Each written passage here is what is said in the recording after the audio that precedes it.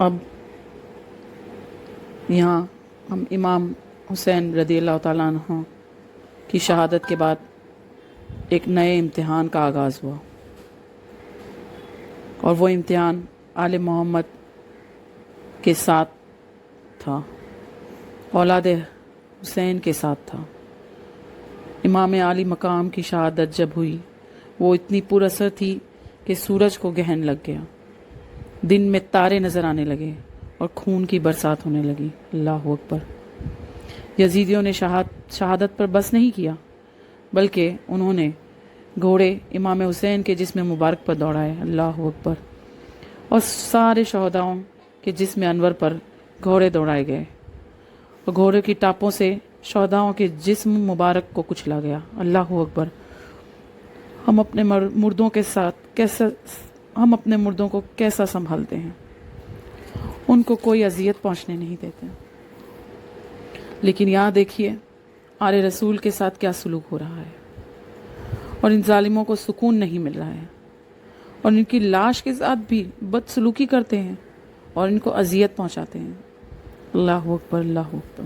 اب امام حسین کی شہادت کے بعد کے واقعات کا ذکر آپ کو سناتے ہیں، لیکن یہ ہمیشہ یاد رکھیے کہ ہم ہمیشہ ان کا ذکر اس مقصد سے سنتے اور سناتے ہیں کہ ان کے ذکر پاک سے ہم سبق اور عبرت حاصل کریں، اور ذکر سن کر اپنے اندر یہ پاکیزہ جذبات پیدا کریں کہ ان لوگوں نے راہ خدا میں سب کچھ لٹا دیا، اللہ کی راہ میں قربانی دینے کا وقت آیا تو انہوں نے قربانی سے پرہیز نہیں کیا، بلکہ اپنا پورا خاندان اللہ کی راہ میں قربان کر دیا۔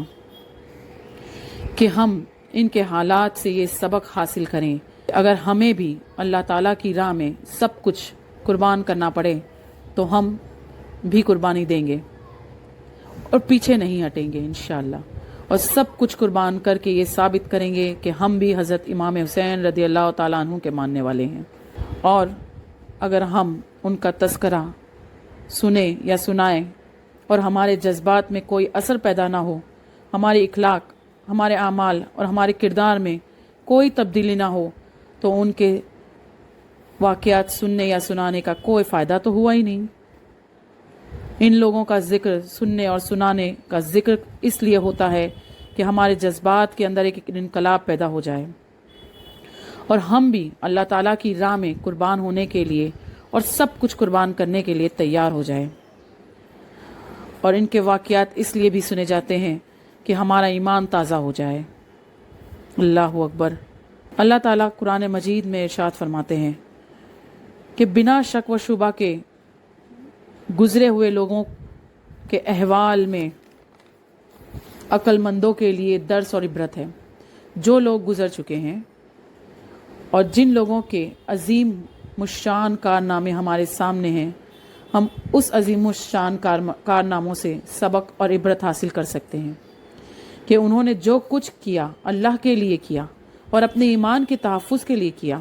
گویا ان لوگوں نے تو یہ ثابت کر دیا کہ جان جاتی ہے تو جائے پر ایمان نہ جائے۔ اور یاد رکھیے، ایمان سب سے بڑی دولت ہے، ایمان سے بڑھ کر کوئی دولت نہیں، اور ایمان سب سے پیاری دولت ہے۔ مثلا آپ غور کیجئے کہ 4 سے 5 چیزیں ایسی ہیں جس کے ساتھ انسان کو فطرتی طور پر محبت ہو جاتی ہے۔ مثلا وطن، دولت، اولاد اور اپنی جان، کچھ چیزیں ایسی ہیں جس سے انسان کو محبت ہوتی ہے، لیکن مومن کی شان ان تمام چیزوں سے جدا ہے۔ مومن کو ان تمام چیزوں سے پیارا ایمان ہے۔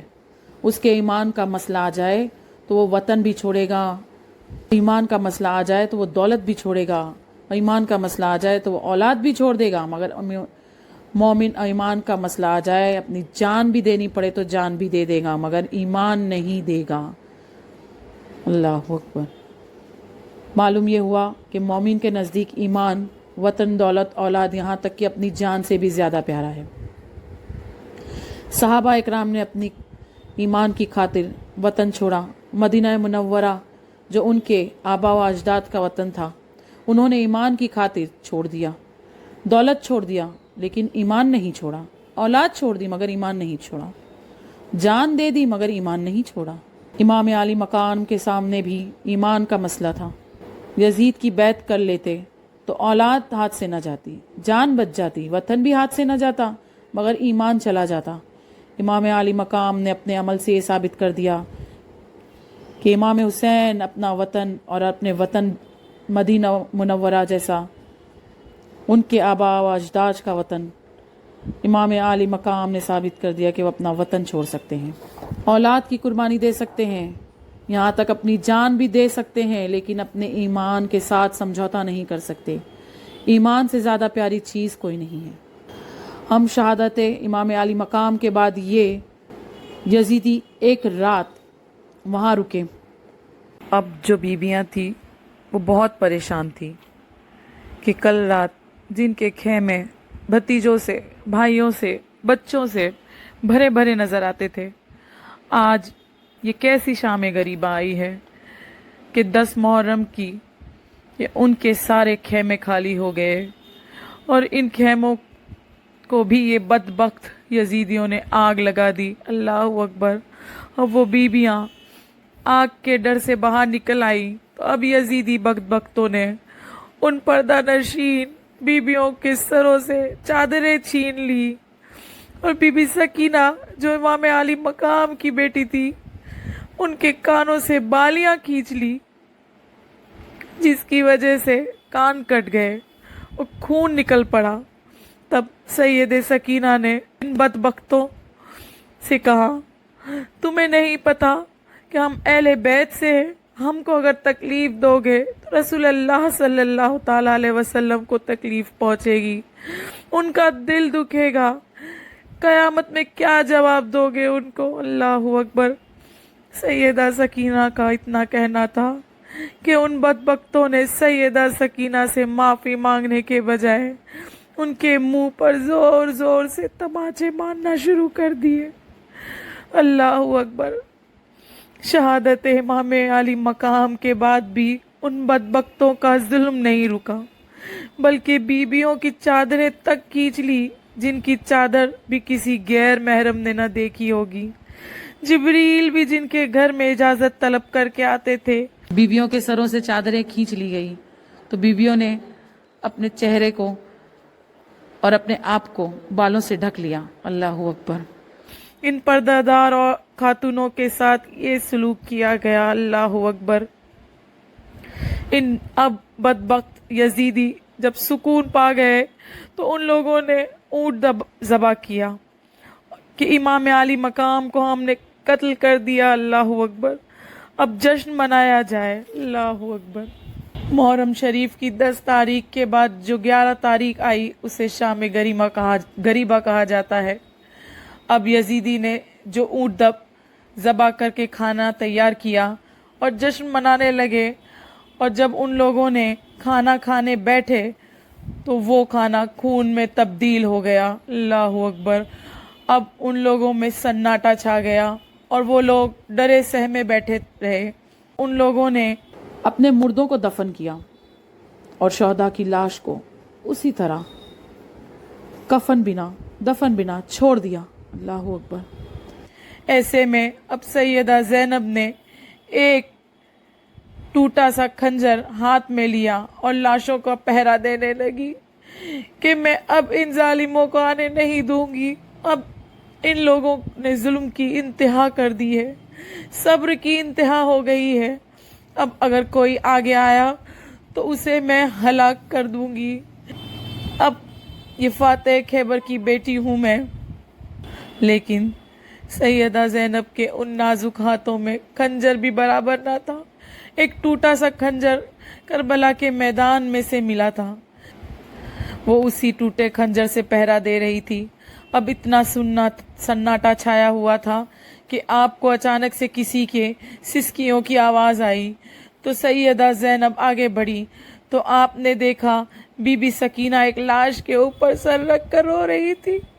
اب سیدہ سکینہ کو سیدہ زینب نے اٹھایا اور کہا، بیٹی بڑے بڑے نہیں پہچان سکتے کہ تم نے کیسے پہچانا کہ یہ حضرت امام حسین کا جسم مبارک ہے. تو बीबी सकीना ने कहा कि फूफी जान, आप जब खंजर लेकर लाशों का पहरा देने लगी तब मुझे नींद का गलबा हुआ, तो मुझे मेरे बाबा का सीना याद आ गया और मैं इन लाशों की तरफ दौड़ी आई और मैंने कहा, बाबा आप कहाँ हो, मुझे आपके सीने पर सर रख कर सोना है। तो इसी लाशे में से आवाज आई कि सकीना यहाँ आ जाओ, तुम्हारा बाबा यहाँ है। तो मैं यहाँ पर चली आई। तब बीबी ज़ैनब ने बीबी सैयदा सकीना को उठाया और उस वक्त हजरत सकीना रो रो कर बेहोश हो गई थी। अल्लाहु अकबर। लेकिन आपके हाथ शहीद नहीं हुए थे। अल्लाह ताला ने अपनी रहमत से इमाम अली मकाम के दस्ते मुबारक यानी हाथ उठा लिए थे ताकि आपके हाथ ना मिले यजीद को बैत करने के लिए। अल्लाहु अकबर। और सैयदा ज़ैनब ने फिर लाशों का पहरा देने लगी। उन्होंने देखा कि एक साया आपकी तरफ बढ़ता जा रहा है, तो सैयदा ज़ैनब ने टूटा सा खंजर उस पर तान दिया और कहा, खबरदार, सब तो तुम लुट चुके हो, शहजादियों की चादरें भी खींच चुके हो, अली असगर का झूला तक नहीं छोड़ा और तुमने खेमे भी जला दिए हैं, तुमने सकीना की बालियां तक खींच ली है, अब क्या लेने आए हो? सब तो लूट लिया जालिमों, कुछ तो शर्म करो। लेकिन वो साया आगे ही बढ़ता जा रहा था। अब सैयदा ने कहा, आगे ना बढ़ना वरना मैं तुझे कत्ल कर दूंगी। अब उस साये से आवाज निकली कि मैं कोई गैर नहीं हूँ, मैं अहले बैत की चाहने वाली हूँ और मैं लूटने नहीं आ रही हूँ। मैं हुर की बीवी हूँ और हुर जंग के वक्त आपके तरफ आ गए थे तो मुझे आने का मौका ना मिला। अब मैंने उन यजीदियों से कहा, उनके घर के छोटे छोटे बच्चे प्यासे हैं, बीबियां प्यासी हैं, कहीं वो मर न जाए, उन्हें पानी तो दे दो। उनको इब्ने जियाद के दरबार में लेकर जाकर पेश करना है, इनको यजीदी दरबार में पेश करके इनाम लेना है। अगर ये मर गए तो क्या करोगे?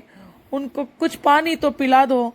लेकिन उन लोगों ने कहा, नहीं, हम उनको प्यासा ही रखेंगे, पानी ना देंगे। अल्लाहु अकबर। अब हुर की बीवी ने कहा, कुछ तो पानी दो, ये साकिए कौसर के घर वाले हैं। अब उन जालिबों ने कहा, ठीक है, अगर पानी ले जाना है तो तू ले जा।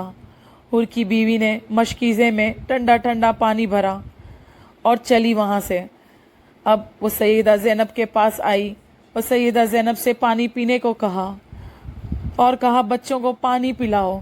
आपने जैसे ही पानी देखा, सैयदा ज़ैनब को अली असगर की प्यास याद आ गई। आपने कहा, ये ठंडा पानी अली अकबर को ना मिला और ना कासिम को पानी मिला, हमको नहीं चाहिए ये पानी।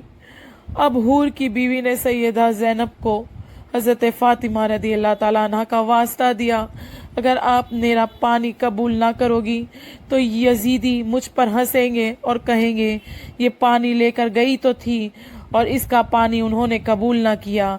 अब सैयदा ज़ैनब से जैसे ही हज़रत फ़ातिमा रज़ी अल्लाह ताला अन्हा का नाम सुना, आपने हुर की बीवी को अपने साथ उनकी सारी बीबियां जो खुले आसमान के नीचे बैठी थी, बगैर दुपट्टे, बगैर चादर के, अल्लाहु अकबर, उनके पास ले गई। अब हुर की बीवी एक प्याले में पानी लेती है और सैयदा ज़ैनब को देती है। सैयदा ज़ैनब बीबी सकीना के चेहरे पर पानी के छींटे देती है और बेहोश बीबी सकीना को उठाती है। ये पहली बेहोश थी जिसको पानी मारकर उठाया गया, वरना उन बदबख्तों ने तो पानी तक ना दिया। अल्लाहु अकबर। अब सैयदा सकीना कहती हैं, फूफी, मेरे चेहरे पर आपने पानी मारा तो क्या मेरे चाचा अब्बास अलमदार पानी लेकर आए हैं? सैयदा ज़ैनब ने बीबी सकीना को सीने से लगाया और कहा, सकीना, अब तेरा चाचा अब्बास वापस नहीं आ सकता। तो बीबी सकीना ने कहा, पानी कहाँ से आया? तो सैयदा ज़ैनब ने कहा, ये पानी हुर की बीवी लेकर आई है, لو بیٹی پانی پی لو۔ سیدہ سکینہ نے کہا پھوپھی جان آپ نے پانی پی لیا؟ تو سیدہ زینب کہتی ہے نہیں بیٹی، اپنے نانا جان کی حدیث مبارک ہے کہ پہلے کھانے پینے کی چیز آئے تو چھوٹوں کو پہلے دیا کرو، کیونکہ جب بھی کوئی پھل آئے یا پینے کی چیز آتی تھی تو آپ صلی اللہ تعالیٰ علیہ وسلم پہلے بچوں کو دیتے تھے اور پھر آپ صلی اللہ تعالیٰ علیہ وسلم خود کھاتے تھے، اور ہمارے قافلے میں سب سے چھوٹی تم ہو، تم پیو۔ جیسے ہی پانی کا پیالہ حضرت سکینہ نے دیکھا تو حضرت سکینہ پانی کا پیالہ لے کر آپ کھڑی ہو گئی، اور 4 دن بعد سیدہ سکینہ کو پانی نصیب ہوا تھا، لیکن آپ کھڑی ہوئی تو دوڑتی ہے۔ بی بی زینب آپ کو پکارتی ہے اور کہتی ہے کہاں جا رہی ہو؟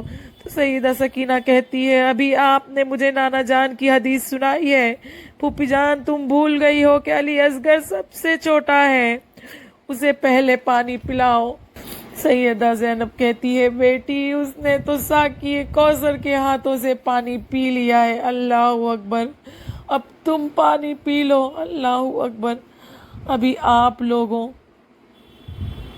نے جیسے تیسے یہ رات گزاری، اللہ اکبر۔ دوسرے دن صبح ان لوگوں نے جو افراد تھے اہل بیت کے، ان کو قیدی بنا لیا اور اونٹوں کی ننگی پیٹھ پر سوار کر دیا، اور یہ کوفے کی طرف چلے۔ آپ لوگوں کو زنجیروں سے باندھ لیا گیا، بیمار زین العابدین اور ساری بیویوں کو زنجیریں پہنا دی گئی، ہاتھوں میں، پیروں میں اور پورے جسم میں زنجیریں ڈال دی گئی، اللہ اکبر، اور یہاں تک کہ بڑوں کو چھوٹوں سے باندھ لیا گیا تاکہ ان مقدس حضرات کو اذیت پہنچے، تکلیف ہو ان کو، اللہ اکبر۔ اب یہ قافلہ آگے بڑھنے لگا اور اچانک ایک جگہ رک گیا، جب دیکھا گیا کہ امام عالی مقام کا سر انور جو نیزے پر تھا وہ زمین میں نیزہ گڑ گیا اور وہ ہلنے ہی تیار نہ تھا، وہ بالکل ٹس سے مس نہ ہو رہا تھا۔ تو آخر یہ یزیدی پریشان ہو گئے اور اب وہ لوگ امام زین العابدین کے پاس گئے اور پوچھا کہ یہ کیا ماجرا ہے، سر انور کیوں نہیں ہل رہا ہے، ایک جگہ کیوں ٹھہر گیا ہے؟ تو امام زین العابدین نے کہا شاید قافلے میں کوئی چھوٹ گیا ہوگا۔ اب جب قافلہ دیکھا گیا تو اس میں بی بی سکینہ نہیں تھی، وہ پیچھے چھوٹ گئی تھی۔ اب ان لوگوں نے بی بی سکینہ کو ساتھ میں لے لیا، تب یہ قافلہ آگے بڑھنے لگا، اللہ اکبر۔